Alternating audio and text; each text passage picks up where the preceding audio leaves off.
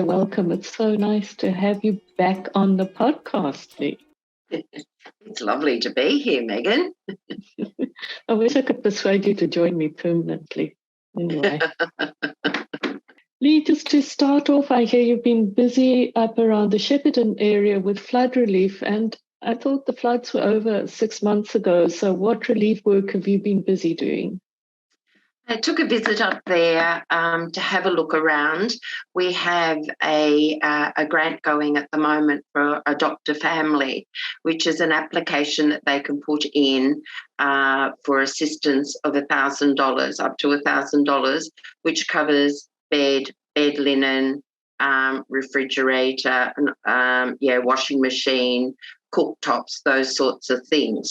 But I think before I get onto that is the fact that when I went into the town, you would think everything would be okay after 6 months. It's not in the news anymore, so people forget about it. Not only do the public forget about it, but our Lions Club forget about them as well, other than those in the affected areas. So the feel as you drive into the town, you feel the impact that's still there with regards to people still being displaced, and it could be up to 2 years before most of them are back in their homes, which is, with winter coming on, it's not a very nice thing for them. They're either sleeping in cars, sleeping in caravans, couch surfing with friends and family, and also we know one up further up past Shepparton that are living in a shed. So, yes, and it's not until you go up there that you realise the work that needs to be done there. Yes, I must admit I'm one of those that was guilty that didn't know that there was still a lot of flood relief going on. Now, you mentioned this fund, Adopt a Family, I think you said. Yes. Could you tell us a bit more about that? Adopt a Family was started some months ago with regards to assisting the families. So past International President Barry Palmer, who is a part of the flood committee that we have formed, so we have a representative from each district, and I'm the representative for V5, wanted something where, and it came out just before Christmas, so he wanted something where they also got a grant for money to come in to assist. I think it was something like equivalent to 155,000 Australian dollars, the grant to assist families. But if you think about that, that's not many families. Not if it's Australia-wide. That's right. So we're spreading it, and the worst hit area was New South Wales, of course. Victoria have had their fair share of floods, but not like New South Wales. No. But the idea is, and I know our club, Sandringham, have done it. We have donated to Adopt a Family, where you sponsor a family for these items that I mentioned before. So I'm just going to go through that. It's cooktops, fridge, stove, bed linen, beds, washing machines, cooktops. What they really need to get back into their homes. Until you're up there and you see, and here we are 6 months down the track, that there are still boards ripped up in these homes. Also, the plaster to halfway up. Some are complete just framework inside the homes. And one particular home that I did take photos of got hit again when we had those severe storms just recently. So what floorboards hadn't been ripped up are now going to be ripped up because the water got back down under the house. Yes. Mm. Yeah. So, the idea of Adopt a Family is to assist them.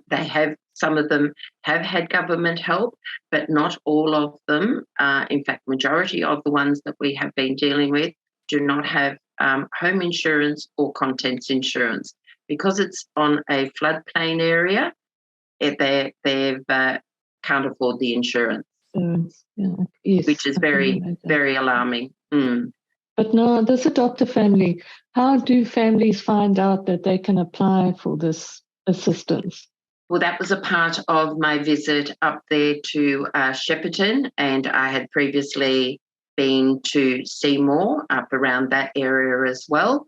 And we put together a flyer to go with the application form, and the local clubs, plus myself when I've been in the area, have been doing letterbox drops. I have to say, they have been very proactive up there, particularly Shepparton, Wanganui. Margaret Stewart has been an absolute gun at getting the application forms into us, the people that are needing assistance. And we also have just recently made contact with the Mitchellshire, which is a part of the Seymour area, and they're working with LCIF with regards to getting the application forms. So we've seen some of those coming in as well. And you say that clubs can donate? They can donate to it. And area? Yes, and I think this is probably a very appropriate time for us to be doing this podcast, Megan, because most clubs are working around their disbursements of the money that they've raised over the last 12 months. So I'm delighted that I'm a part of it at this time of year.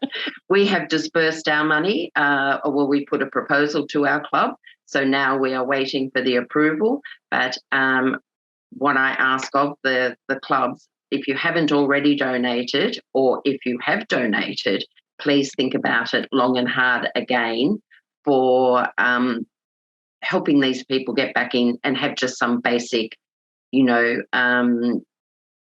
things in their homes to get them back in there. And that is the aim of what we're trying to do, is make it as easy as possible and assist them. And we've had conversations with the district's disaster relief foundation as well. And for the things that people need that are not covered by LCIF, they're working with us and assisting. So I've sent off application forms to them, and they will process them and assist with other items like heaters, and which is not covered by LCIF because they've got a very stringent criteria. They're just being protective, particularly because we're using Lions money. I just want to backtrack a bit because I didn't understand clearly. So this adoptive family is part of an LCIF grant? It is, yes. Okay. Yes, yes. So, and I think that's probably at the time, that money is going to go to local, whereas most clubs believe all the money goes overseas.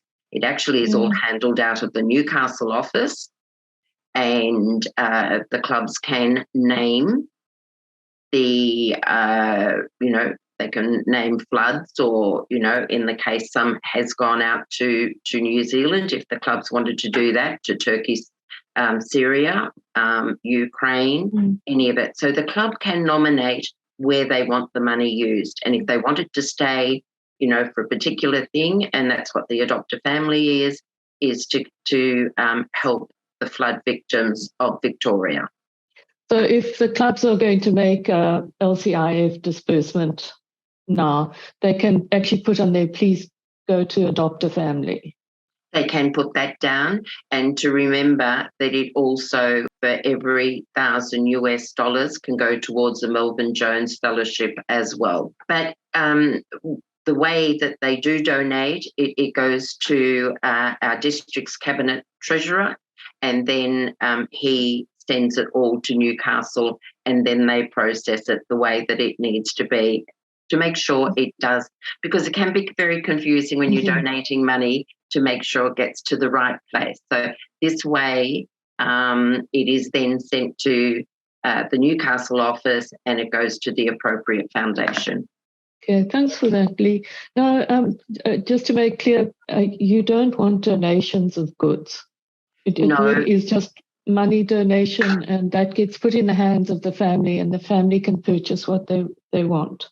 Yes, what they do when they do fill in the application form is they attach a quote with it for the goods that they want. So then that comes down to me, and then I send it off to LCIF, the head of the flood committee, and it is processed. So Newcastle, they approve it, and then it all comes back and the payment's made directly to the supplier. Okay, so you've been then working really hard on the ground with the Lions clubs in Shepparton, Seymour. Yes, yes. We have we have an application form in, and it's not an easy one to say. It's Talligranukna. We have an application form in from a resident around that area, and but most of them have come from Shepparton itself. For those that don't know the geographic part of that, most of the homes are backing onto the Goulburn River. So, and as we know, when all the water was released for other areas, it came flooding up. The other thing too is in parts of Shepparton where there wasn't the river, the water had nowhere to go and was just coming up through the drains, and the sewage. So that's why the kitchen items are no longer being able to use, because they're being contaminated with the sewage waste. So, you still see debris laying in yards of carpet that's being pulled out, the mould, there's still the smell of mould. So it's a very long process. And in actual fact, some of these homes haven't been assessed yet. And there's a lack waiting. Still waiting. There's a lack of trades. There is a lack of supplies. So it is just a merry-go-round for them. I can just imagine they're in the middle of a building industry crunch at the moment. Yes. So, yes. Yes. And it must be really awful. So now you went down originally just to help with getting the word out. I first visited in December up all around that area to let them know that we were here. And at that stage, the application process was very, very new. So I spoke with the clubs in the area to see what they needed from us. So that's how we came about, that they wanted a flyer. We've had the Shepparton Lions Club have put something into the local newspaper, which Seymour Goulburn are about to do as well. So that area, we've only had one application, and that's all been very new. But we'll find that a lot more will come in as the word gets out. Yes, and I went up and I visited Seymour and had a look around there again. And then a couple of weeks later, I went back up to Shepparton and looked all around Shepparton, Mooroopna, and it was very emotional trip. And anybody that came in as an outsider, you could feel the how upset these families are still to this day from the impact of the floods have had on them. Well, just 7 months of battling with no place to call your home anymore must be absolutely devastating. It's also with children. They originally, because of the impact in towns, that they had to travel anything up to an hour and a half to go to school. So, and also for anybody that was working, some people were put down at the Mickleham, which was purposely built for COVID. So they've been down there and travelling backwards and forwards. It's just a terrible thing. It is very hard. It is very hard. And in Seymour in particular, there's probably 25% of businesses that will not open their doors ever again. They just didn't have the stamina or rebuild. They just could not do it again. So it leaves the towns in an awkward situation too. I mean, the Coles in Seymour is just about to open or may have just opened because it had to be gutted and refitted. So they only really had one supermarket, whereas they've normally got 3 or 4. So, a lot were affected. So even just trying to get food was a problem for them as well. So this is the real message we want to get out to all the clubs when they're thinking about doing their disbursements. Please think about the flood-affected areas. Most definitely. And Shepparton, around Shepparton, Seymour. If anybody has any questions, any other clubs, my details, they can contact me and ask any questions. So, but I'm just saying, there's a lot of work to be done there. There's a lot of money that needs to go into these towns. That's, we can replace those sorts of things, but it's the trauma that these families have gone through, and there's a lot of counselling going on in those areas as well because of their mental state. Yeah. Is there any, other than donating to Adopt a Family, is there anything else that Lions can do practically at this stage? Or no, not really. It's money that they need. We did in the early days when it first happened. Our District Governor Graham Bryant applied for a grant, and we supplied for food.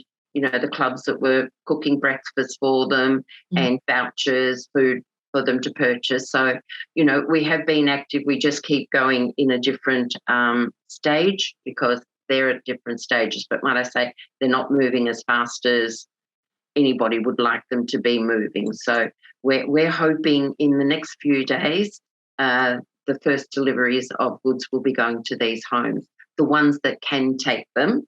Because, even going up there and looking just recently, you could see that the heaters were still drying out the homes after all this time. But we're coming up to winter, and it's going to get wet and it's going to be unpleasant. So this looks like it's actually really a long-term project. I mean, it's most probably not even going to be over this time next year.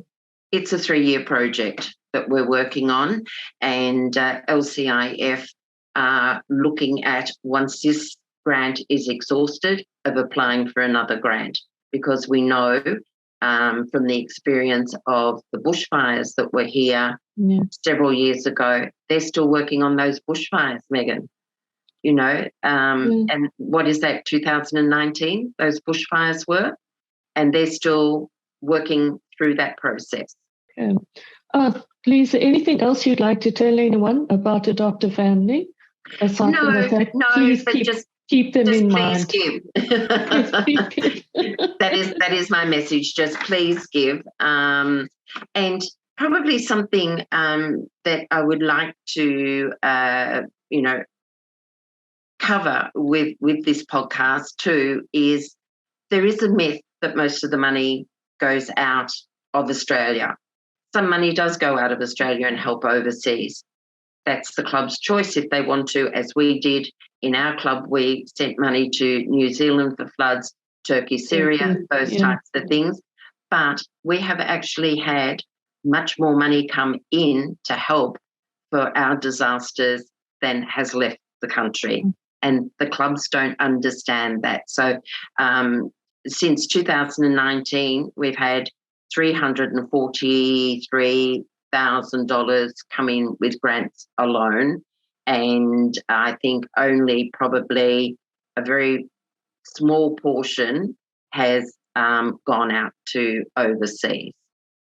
So that's something, that the clubs need to remember, because I think I was speaking to somebody just recently and they still had the belief that the money didn't go to the right place. Yes. Yeah. Well, it went out, and that if you wanted to donate for something in Australia, you had to do it through another vehicle, not LCIF. Yes. I also had a little bit of misunderstanding there. That's all right. You're very clear now, though, aren't you? I'm very clear now.